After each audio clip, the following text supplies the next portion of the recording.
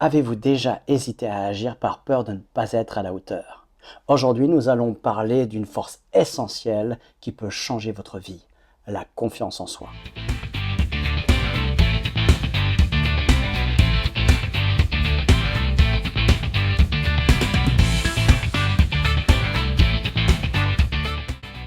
Bonjour, je suis Gilbert Dagon et je vous accueille dans ce café hypnose pour parler de l'hypnose et des dérivés de l'hypnose et puis tout ce que ça peut impliquer dans notre vie au quotidien.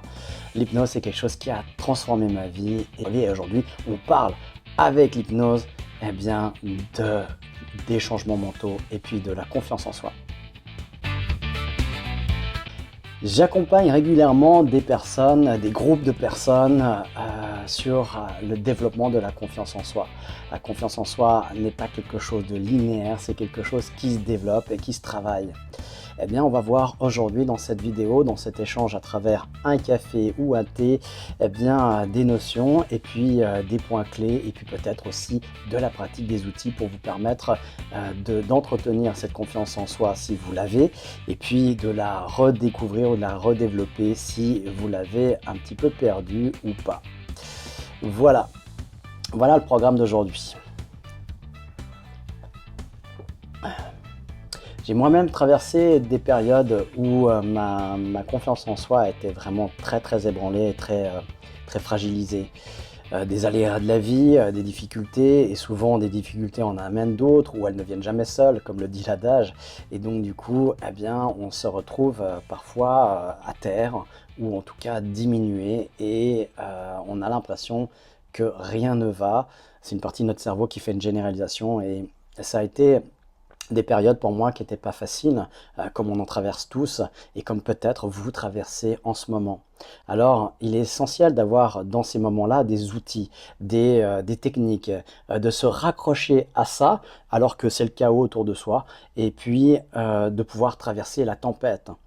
Voilà, d'avoir comme un phare qui vous permet de vous orienter et puis de continuer à avancer. Dans cette vidéo, nous allons voir pourquoi la confiance en soi est importante, les réflexions utiles pour changer nos perceptions de nous-mêmes et des outils concrets pour la développer. En quoi c'est important? En quoi la confiance en soi est importante? La confiance en soi améliore les relations, permet d'agir sans peur excessive du jugement. C'est la première liberté, hein, la liberté qu'on cherche à l'extérieur nous enferme et puis va nous pousser à transgresser les lois, à empiéter sur les libertés des autres, alors que la vraie liberté, c'est le pouvoir d'être soi et c'est le pouvoir de l'engagement. L'engagement vis-à-vis de soi, évidemment, encore une fois, tout part de l'intérieur. Quand on va chercher les choses à l'extérieur, on est toujours dans un par défaut ou dans un défaut. Et cette qualité devient un défaut, là où cette valeur devient une valeur manquante au lieu d'une valeur motivationnelle. Quand on va chercher à l'intérieur de soi, on va pouvoir après le développer, donc être le premier bénéficiaire, et ensuite après l'offrir aux autres.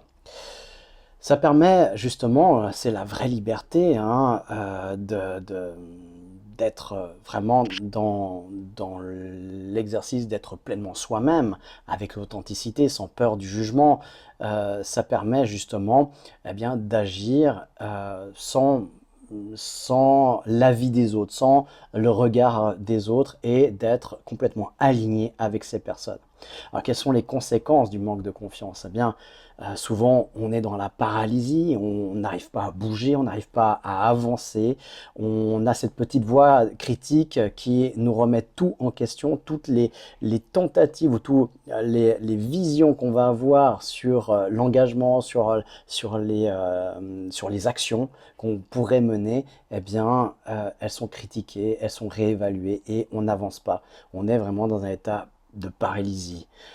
Souvent cette voie, on va la nommer, on va la catégoriser comme l'auto-sabotage et puis on va passer à côté d'énormément d'opportunités. Ralph Waldo Emerson disait déjà « La confiance en soi est le premier secret du succès ». C'est déjà ce qui va nous amener à passer à l'action. Et c'est les actions qui vont nous amener forcément au succès. Mais sans action, eh bien, il n'y a pas de succès. Et pour pouvoir passer à l'action, eh ben, il va falloir développer cette capacité à trouver l'assurance à l'intérieur de soi. Quand j'interviens en entreprise ou que j'interviens dans des groupes sur la confiance en soi, on a plusieurs mouvements, il y a des programmes différents qui existent. Et j'ai relevé trois choses qui sont déterminantes dans la confiance en soi. La première, c'est le système de croyance qu'il faut revoir. Alors, il y a, avant ça, on pourrait dire tout un nettoyage du passé, c'est se libérer du passé, se libérer de ce qui nous a fragilisés, de faire la part des choses.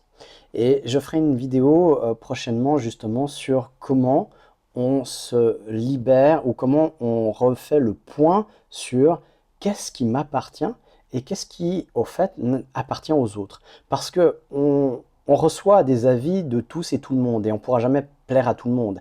Et sur 10 personnes, eh bien, quand on est vraiment aligné, quand on sait ce qu'on fait, quand on a un programme qu'on a déjà éprouvé, qu'on peut tenir, eh bien, on aura à peu près 8 à 9 personnes qui seront très enthousiastes si on a éprouvé, en corrigé et testé le programme.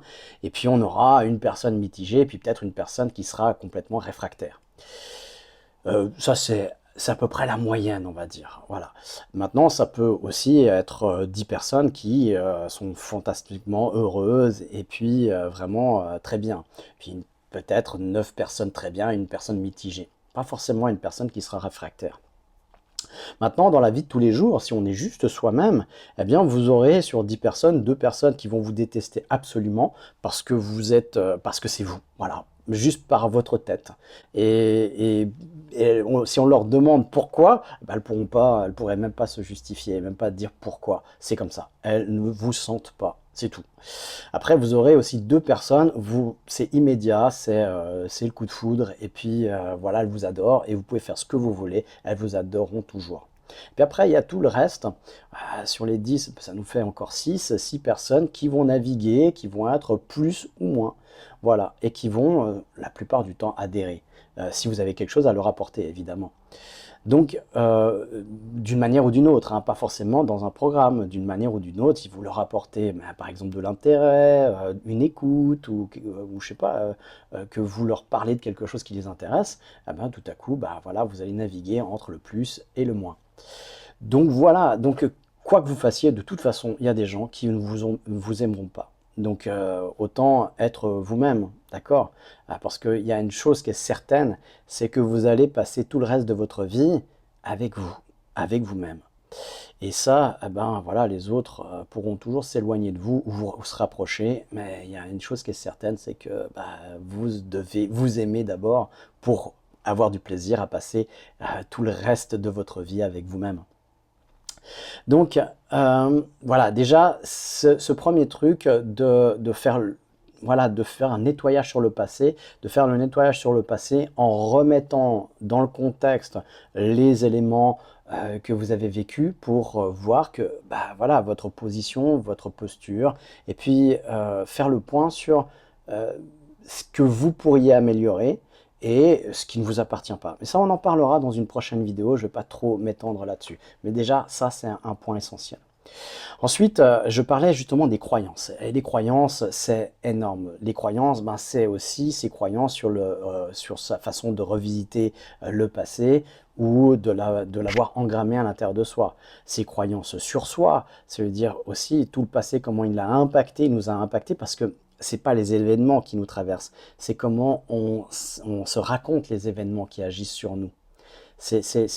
Voilà, on a 1000 exemples, je vous donne un exemple et on en reparlera. Ces 2 enfants qui jouent dans les vagues au bord de la mer, il y a une grosse vague qui projette les 2 enfants sur le sable très violemment. Il y en a un qui va pleurer vers sa maman parce que ça l'a traumatisé, l'autre va chercher une vague encore plus grande parce que ça l'a amusé. La vague est la même pour les 2 enfants. Donc c'est pas la vague qui a agi sur eux, c'est comment ils se sont racontés la vague. Et quel impact a eu leur histoire, l'histoire qu'ils se sont racontée dans leur tête, en fait, finalement, dans les pensées. Ça, c'est un vaste sujet. Et c'est pour ça que les pensées, elles sont tellement fortes, elles sont tellement puissantes qu'elles agissent sur nous. Et c'est pour ça qu'en hypnose, eh bien, on va agir sur ces pensées-là. On va agir à travers, dans les pensées, à travers des métaphores, à travers des suggestions. Donc, on va avoir des piliers, on va même restructurer parfois la manière dont les émotions, les histoires se sont inscrites à l'intérieur de nous, se sont mémorisées. Donc, c'est les croyances, c'est vraiment de revisiter un petit peu eh bien, notre système, de se dire, ok, qu'est-ce qui est vrai dans mon histoire ou qu'est-ce que je pourrais en faire de différent. Et toutes les croyances du type je ne suis pas assez bon, je suis trop nul, j'y arriverai jamais, je suis pas capable, toutes ces choses-là, eh bien, c'est d'aller les revisiter. Et comment on les revisite? Eh bien, c'est en se demandant d'où vient cette croyance. Est-ce que c'est vraiment vrai? Ça, c'est déjà un premier plan. Après, on pourra aussi travailler sur les croyances. Ça aussi, ça fera l'objet certainement d'une autre vidéo, d'un autre café hypnose. Les croyances, comment je vous inviterai à changer de paradigme et de vous orienter différemment dans les croyances. Mais déjà là, c'est un premier plan. D'où ça vient cette croyance-là? Qui a dit ça déjà? Est-ce que c'est vous à travers l'expérience que vous avez vécue ou c'est quelque chose c'est une phrase qui revenait dans votre enfance auquel vous raccrochez après l'expérience que vous avez vécue. Et parfois, ben, vous allez vous rendre compte que parfois c'est lié justement à des suggestions que vous avez eues dans votre vie. Suggestions qui sont des affirmations dites par quelqu'un d'autre que vous avez acceptées d'une manière ou d'une autre, parce que vous étiez enfant, parce que vous étiez perméable, parce que justement c'était dit par des gens qui étaient influents sur vous, qui avaient une influence, et c'est justement ce qu'on appelle des suggestions. Voilà, ça c'est le premier truc, c'est revoir ses croyances et surtout les croyances limitantes. En fait, quand on travaillera sur les croyances, quand on parlera des croyances, eh bien, on verra que tout est croyance en fait à l'intérieur de soi. Et qu'il y a deux types de croyances, les croyances porteuses, celles qui nous poussent à aller de l'avant, celles qui nous soutiennent, et puis il y a les croyances limitantes, celles qui nous freinent, celles qui nous empêchent d'avancer, celles qui nous rajoutent du poids sur les épaules. Voilà, donc revoyez vos croyances. Euh, Quand on a une fragilité dans la confiance en soi, c'est souvent sur l'appui de certaines croyances limitantes. J'y arrive pas, j'en vaux pas la peine, c'est pas possible pour moi. Alors que ça, c'est arrivé en cours de route. Ça n'a pas été toujours vos pensées ou votre croyance. Tu vois, il avait raison. C'est peut-être plutôt ça aussi des fois. Ah, tu vois, il avait raison de dire que je suis nul, que j'y arriverai pas. Voilà, c'est fini. Voilà. C'est absolu. Le deuxième point, c'est se détacher du regard des autres. On en a un petit peu parlé déjà maintenant, là, dans cette vidéo. C'est voilà, la réflexion, c'est les autres pensent rarement autant à nous que nous l'imaginons. Leur jugement est souvent une projection de leur propre peur. Hein, souvent, je vois des effets de miroir. Hein, c'est énorme. Quand une personne reproche à quelqu'un quelque chose, observer son comportement. Parce que souvent, il adopte le comportement de son reproche. Ça m'est arrivé une fois, ça arrive régulièrement, hein, dès qu'il y a quelque chose qui gratte à l'intérieur de quelqu'un, c'est que ça touche une corde sensible. Et si elle réagit avec émotion, et puis peut-être avec véhémence, avec colère, eh bien, c'est qu'avec énergie, on va dire, pour résumer, eh bien, c'est qu'il y a quelque chose qui est parti en résonance et qui a gratté à l'intérieur d'elle. Et c'est pas la vague, encore une fois, c'est qu'est-ce que ça a touché à l'intérieur et comment elle se raconte la vague. Voilà. Et là, quelqu'un m'a dit, ouais, mais toi, tu as toujours un avis hyper affirmé, c'est toujours carré comme ça, alors que quand j'interviens en formation, j'interviens souvent avec des questions, des questionnements, j'apporte du contenu évidemment, mais la personne en disant ça, elle m'a fait quoi? Elle est exactement dans ce qu'elle me reproche. Euh, voilà, donc Détachez-vous du regard des autres, peu importe ce qu'ils pensent de vous. Comme je vous ai dit, il y a des gens de toute façon qui vous aimeront pas parce que c'est vous, simplement. Ils savent même pas pourquoi. Il y en a qui vous adoreront aussi. Ils savent pas pourquoi non plus. Détachez-vous des deux avis parce qu'il y en a un qui peut mettre beaucoup de pression aussi. Ceux qui vous adorent peuvent mettre beaucoup de pression, mais ils sont pas plus valables que ceux qui vous détestent. Donc détachez-vous de ça. C'est ok, c'est bien. Puis voilà, ça appartient à l'autre.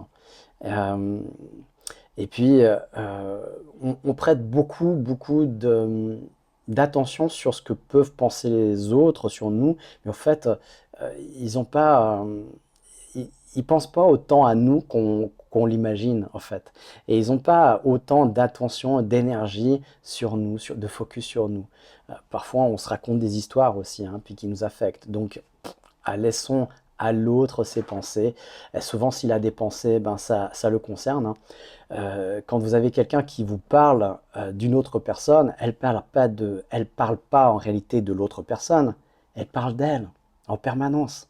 C'est de ses valeurs à elle qu'elle met en évidence quand elle parle. C'est ses croyances, c'est son avis, c'est ses émotions en fait, et pas les émotions de l'autre.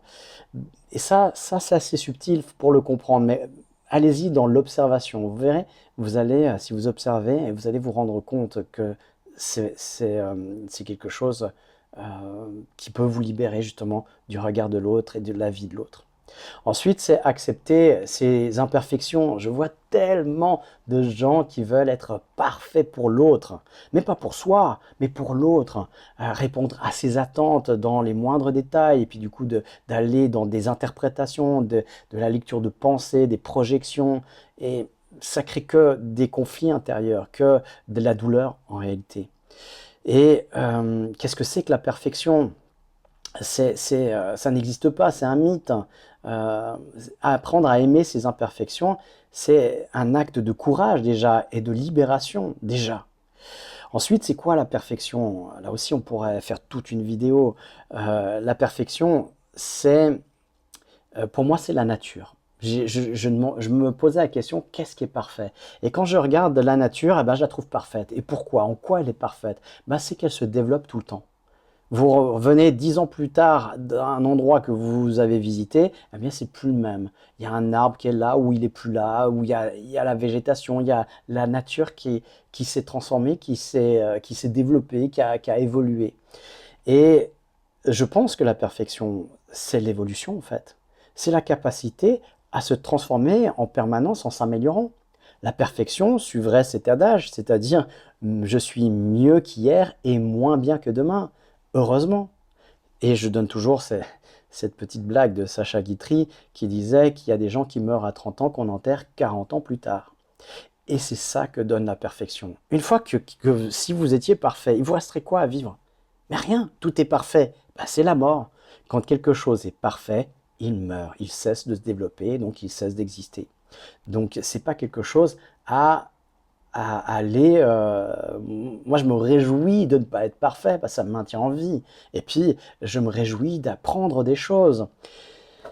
Il n'y avait pas plus absolu et fini que moi quand j'avais pas encore découvert l'hypnose.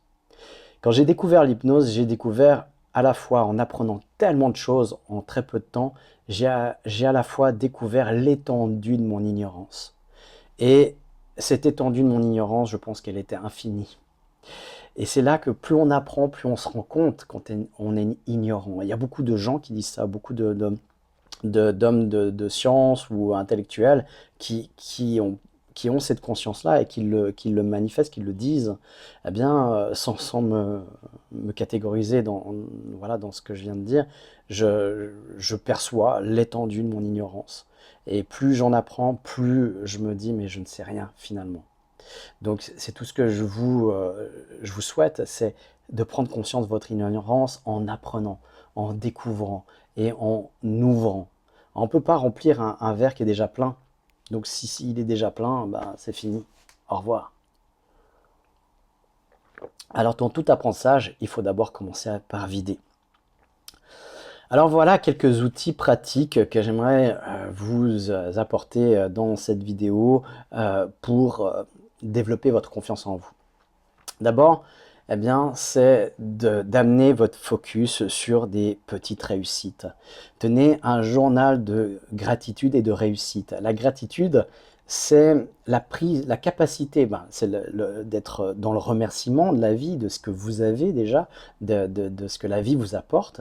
La vie, c'est votre entourage, c'est l'aspect matériel, spirituel, c'est la vie, la santé, c'est toutes vos valeurs que vous pouvez trouver dans votre vie, tout ce qu'il y a de positif finalement.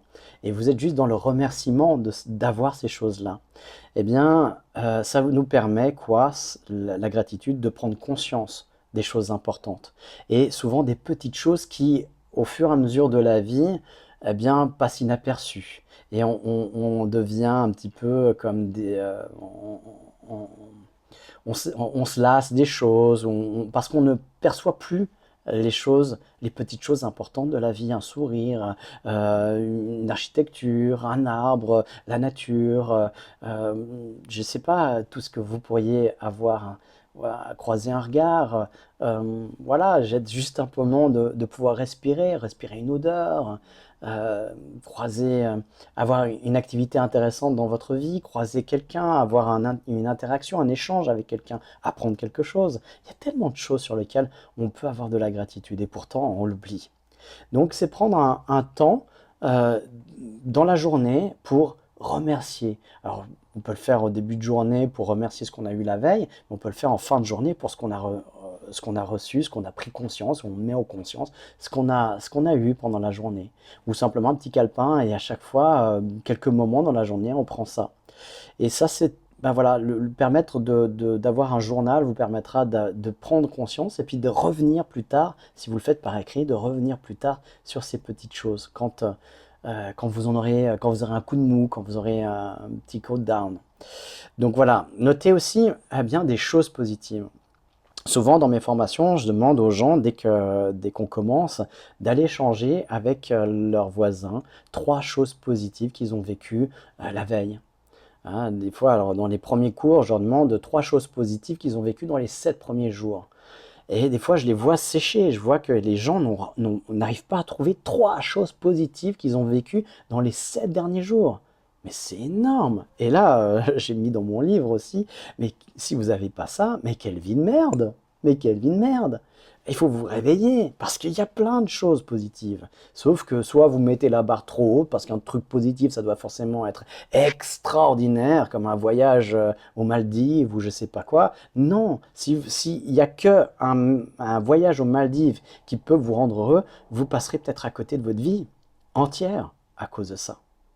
Donc non, il y a plein. Les gens heureux sont des gens qui arrivent à voir le bonheur dans des petites choses du quotidien. Dans des choses qui, pour les gens qui sont, voilà, qui sont toujours malheureux, trouvent ça comme banal. Voilà, ils ont du plaisir et ils ont une attention, une gratitude sur les banalités qui sont, quoi, que ce que considèrent les autres comme des banalités. Alors que c'est pas banal, hein, la beauté d'un arbre, la beauté d'une fleur, d'un sourire, d'un regard, c'est pas banal. C'est juste nous qui avons tellement passé à côté de ces genres de choses qu'on considère ça comme banal. Donc, entraînez-vous à trouver 3 choses positives le soir de votre journée et puis 3 choses positives qui vous enthousiasment pour la journée le matin. Ça vous donnera un élan. Ensuite, on travaille aussi beaucoup la posture, le corps. Ok, si je me tiens voûté, la tête en bas, puis en regardant par terre ou mon téléphone portable qui amène vers le bas, eh bien, j'ai mon système qui va descendre. Et on sait que rien que la posture change le taux hormonal à l'intérieur du corps, du cerveau et du corps. Donc, votre posture, eh bien, vous savez laquelle est plus dynamique, laquelle vous apporte le sourire, vous ouvre le visage, vous met en contact aux autres. Eh bien, adoptez celle-là le plus souvent possible. Pensez, observez votre posture. Euh, et puis, explorez gentiment des petits défis. Pour amener des petites réussites. Hein, je donne cet exemple, si vous avez une échelle vous devez monter à 10 mètres de haut, vous avez une super échelle, mais les échelons sont à 2 mètres d'espace les uns des autres, eh bien vous ne pouvez pas grimper. Maintenant, vous mettez des échelons à 30 cm l'un de l'autre, ça en fait beaucoup, mais en 5 minutes, vous êtes en haut. Donc, Voilà, donc mettez des petites réussites, des petites choses, donnez-vous des défis pour sortir de vos zones d'habitude. On appelle ça souvent des zones de confort, alors que c'est rarement confortable, hein, faut bien l'avouer. Quand on est dans un boulot qu'on n'aime plus, et puis qu'on reste parce qu'on le connaît, mais n'ose pas partir parce que notre cerveau nous pousse à rester dans les choses qui sont connues, sécurisées, même si elles sont pourries, plutôt que d'aller à l'extérieur, donc sortir de cette zone, mm, en sachant que de toute façon, ça pourrait être mieux. Notre cerveau nous pousse à rester dans ce qu'il connaît. Donc, donnez-vous des petits défis, des risques calculés pour sortir de cette zone. Et puis, ça peut être justement, vous savez que la plus grande peur dans le monde, eh bien, c'est parler en public. Alors, prenez de temps en temps le lead, parlez, prenez la parole, et ça vous donnera des petites réussites. Euh, voilà, vous allez, si vous apprenez l'auto-hypnose, vous pouvez corriger par en- un accès direct à l'inconscient pour lui donner la représentation par l'imagination de qui vous aimeriez être, de, de comment se manifesterait cette confiance en vous, comment elle se manifesterait dans la vie de tous les jours. Et ça, vous pouvez lui donner par l'imagination l'indication de quoi développer et de modéliser. Alors ça, c'est des techniques qu'on apprend justement en auto-hypnose. Ça tombe bien, puisque je donne un cours d'auto-hypnose en ligne, vous pouvez l'avoir tout le temps, dans toute l'année, à votre rythme, le suivre chez vous en famille. Et puis, si vous voulez vraiment échanger avec des gens et puis vraiment avoir un week-end consacré à ça, eh bien, c'est le 7 et 8 décembre. Inscrivez-vous, c'est tout bientôt, 7 et 8 décembre à Échandon, région entre Morges et Lausanne. Et je vous reçois pour vous apprendre l'auto-hypnose, 9h, 17h30, en 2 jours, vous savez vous hypnotiser, vous savez ce que c'est que l'hypnose, vous savez vous hypnotiser vous-même et vous savez travailler dans cet état d'hypnose. Parce que l'état d'hypnose, il n'y a rien d'extraordinaire, mais il faut déjà le comprendre pour pas attendre faussement des choses qui ne viendront jamais. Et puis, ça permet d'ouvrir la porte, mais après, il faut parler à l'inconscient. Et donc, il y a deux choses dans l'hypnose. On fait de l'hypnose dans l'hypnose. C'est le même terme qui veut dire deux choses. Et donc, vous savez vous hypnotiser, vous savez ce que c'est, vous savez le produire en vous, ça c'est sûr et certain, et vous savez travailler avec des techniques spécifiques en hypnose. Et après, ça peut être complété par un deuxième niveau, 2 autres jours, pour aller dans des techniques pures pour le sommeil, gestion du poids, gestion du stress, qu'est-ce qu'on a encore? Modélisation, augmentation des performances, voilà, toutes sortes de techniques qui vous permettront vraiment d'être efficace sur vous-même, par vous-même. Euh, et puis aussi, eh bien, dernier point, c'est faites attention à votre entourage. Vous prenez une pomme pourrie, vous la mettez dans un panier de pommes saines, eh bien, au bout de quelques jours, même quelques heures, on va dire, hein, c'est plus effectif que ça, c'est pas quelques jours, ça prend pas quelques jours, eh bien, toutes les pommes commencent à pourrir. Et oui, donc, entourez-vous des bonnes personnes. Notre entourage nous influence énormément, sans même qu'on puisse le contrôler. C'est comme ça.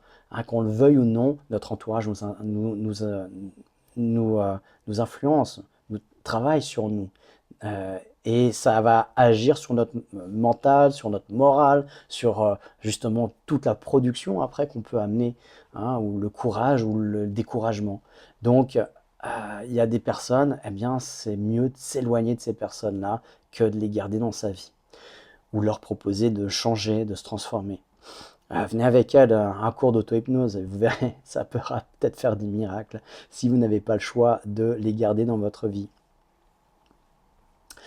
Voilà, alors, en résumé, eh bien, nous avons vu pourquoi la confiance est cruciale, comment remettre en question nos pensées limitantes et des exercices pratiques pour progresser. Ça travaille aussi sur la motivation, hein. La confiance en soi n'est pas un don, c'est une compétence que vous pouvez développer un pas à la fois. Vous êtes plus fort que vous le pensez et ça, je n'arrête pas de vous le dire. Donc, mettez-vous en action. Dès aujourd'hui, eh bien, essayez un des outils que je vous ai partagés et dites-moi dans les commentaires ce qui vous a aidé. Hein. Ensemble, on avance. Et je suis là à vos côtés pour vous aider, pour justement, c'est pour ça que je fais ces cafés hypnose, pour être proche de vous et puis vous donner des outils que je développe, que je travaille, que j'expérimente. Donc allez-y. Hein, on revient sur les outils. Vous avez possibilité de tenir un journal de bord, un journal de gratitude et de pensées positives. Travaillez les pensées positives le matin sur ce qui vous attend, le soir sur ce que vous avez fait dans la journée.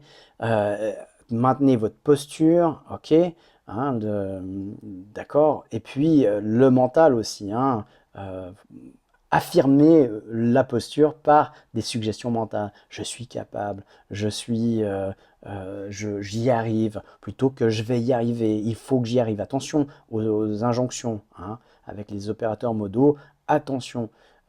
Faites conjuguer toujours le verbe au présent en je. J'y arrive, je suis capable, je me dépasse, je vais de l'avant.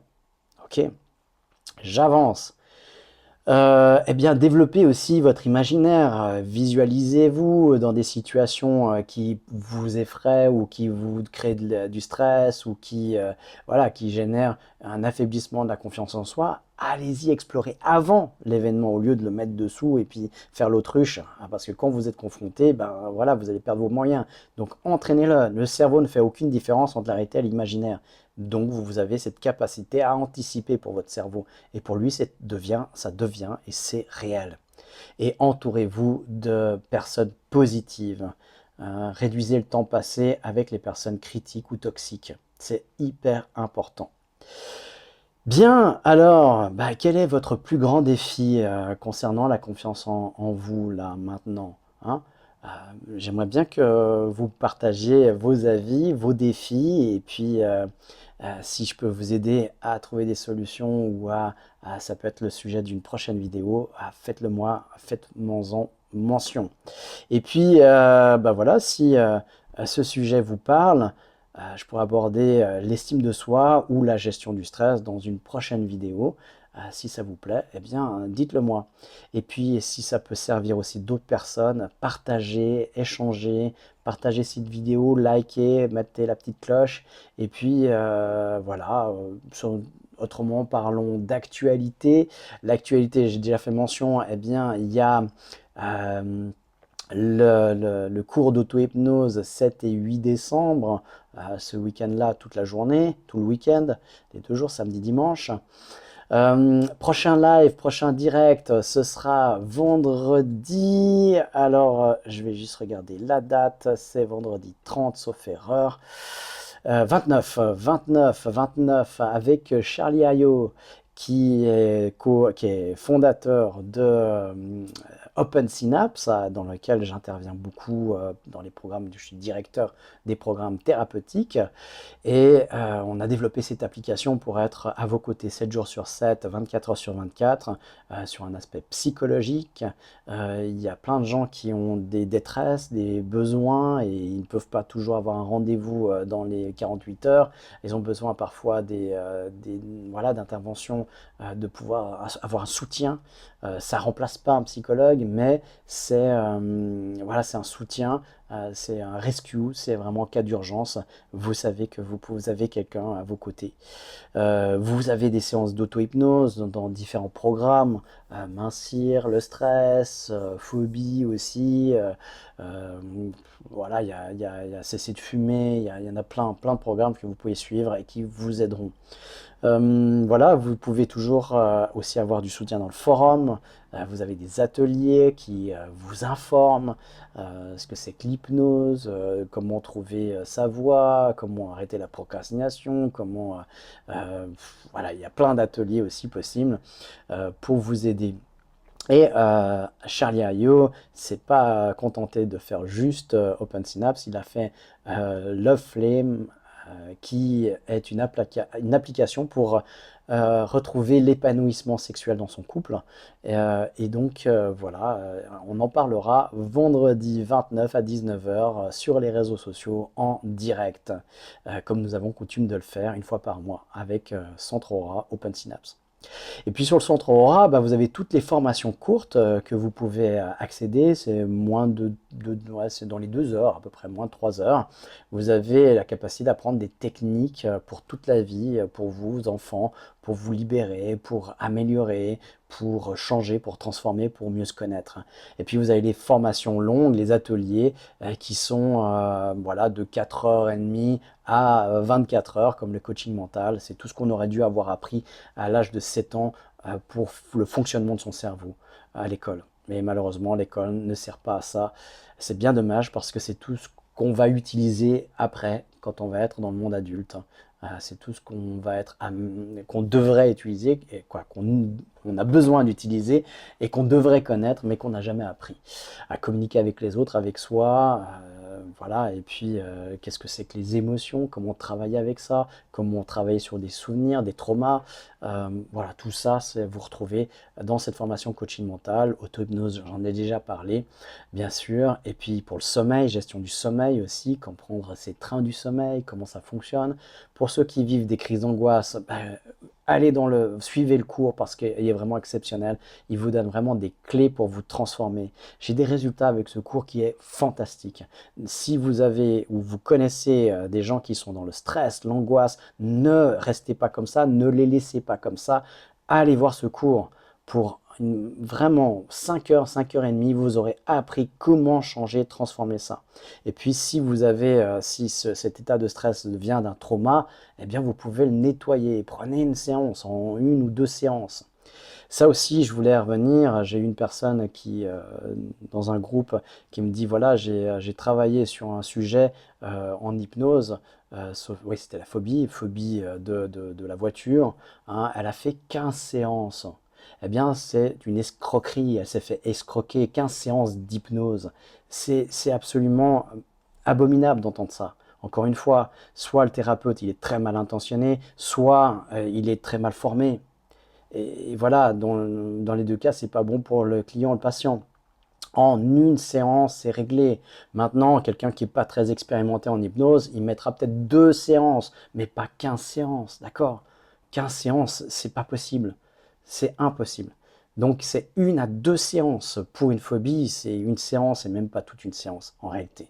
Donc, voilà. Euh, ouais, voilà, j'ai pas grand-chose d'autre à dire. Faites attention, c'est pour vous prévenir. S'il y a un thérapeute qui vous dit en hypnose, on va régler ce problème-là en 10, 15, 20 séances, partez, fuyez. Ça ne sera jamais le cas. À part si vous faites du développement personnel, de la préparation mentale, oui, si vous êtes sportif, vous aurez besoin d'apprendre déjà les outils, ce serait mieux quand même, mais vous aurez besoin d'un soutien dans les séances, évidemment. Maintenant, c'est de la thérapie en 3, 4, 5 séances maximum. Vous êtes libéré d'à peu près tout ce qui est psychosomatique. Voilà. Voilà, voilà. Eh bien, c'était toujours un plaisir d'être avec vous et puis de vous soutenir, d'être présent, d'être à vos côtés. Et puis, on se retrouve la semaine prochaine. D'ici là, portez-vous bien et soyez actifs, créatifs et autonomes pour vivre libre dans la vie que vous avez choisie.